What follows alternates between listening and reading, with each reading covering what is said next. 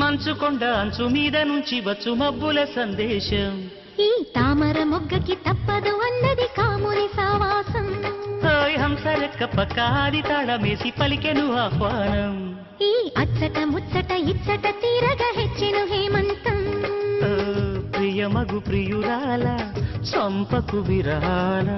విరిసిన పరువాల పిలిచిన మధుబాల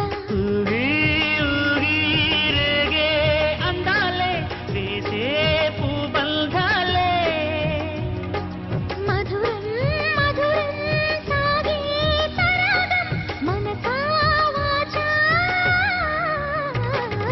కుంకుమ పూల తోటలో కులికే ఓ కుమారి శంఖములు దిన ప్రేమకి చేశా మది నివాళి